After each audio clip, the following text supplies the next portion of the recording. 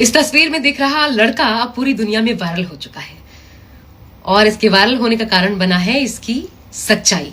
ये हिंदुस्तानी लड़का है और जर्मनी में रह रहा था और एक ट्रेन में सफर कर रहा था, जिस दौरान एक फोटो जर्नलिस्ट ने इसकी तस्वीर कैप्चर की। और जब कैप्चर की तो इस लड़के के बगल में ये जो बैठी हुई लड़की खूबसूरत सी आपको दिख रही है, दरअसल ये एक सीरीज है गेम ऑफ थ्रोन्स, उसकी मशहूर अदाकारा है। इनका नाम है मैसी विलियम्स।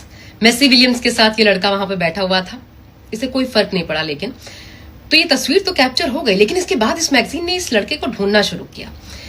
और जब ये लड़का मिला तो जर्नलिस्ट ने पूछा इससे कि आपको पता है कि आप जिस लड़की के बगल में बैठे हुए थे वो एक मशहूर अदाकारा है जिसके लाखों दीवाने हैं और एक सेल्फी लेने के लिए जो तरसते हैं इनके साथ, लेकिन आप उनके बगल में बैठे हुए थे इतनी देर तक और आपको कोई फर्क नहीं पड़ा, आपने कुछ रिएक्ट नहीं किया, क्यों?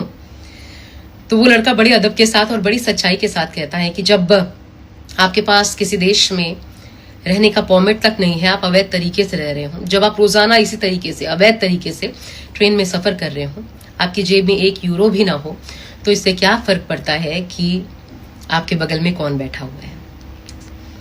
ये बात इतनी दिल को छू गई उस मैगजीन के एडिटर को कि फिर उन्होंने इस लड़के को 800 यूरो की जॉब ऑफर कर दी बतौर पोस्टमैन। और जो लड़का एक दिन पहले तक अवैध तरीके से रह रहा था देश में, वो वैध तरीके से रहने के लायक बन गया जर्मनी में, उसको जॉब मिल गई, वर्क परमिट मिल गया। सोचिए, मतलब आपकी सच्चाई आपको कितना खास बना देती है। और इस लड़के ने न सिर्फ ये वायरल हुआ है बल्कि हिंदुस्तान का भी अपने साथ साथ मान बढ़ा दिया है। ये हिंदुस्तान में बिहार का रहने वाला लड़का है और इसकी स्थिति देखकर, इसका चेहरा हाव भाव देखकर आप अंदाजा लगा सकते हैं किस स्थिति में रह रहा होगा, इस पर क्या बीत रही होगी। लेकिन इसकी सच्चाई ने इसे कहां से कहां पहुंचा दिया, पूरी दुनिया में वायरल कर दिया।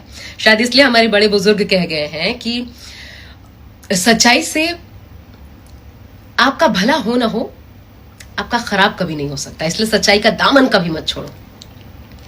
ये खबर ये अपने बच्चों को जरूर बताइएगा। बहुत छोटी सी स्टोरी में बहुत बड़ी सीख है और इसे ही शायद कहते हैं डेस्टिनी, नियति, कि इसको किस जरिए क्या हासिल होना है, ये सब कुछ पहले से तय होता है।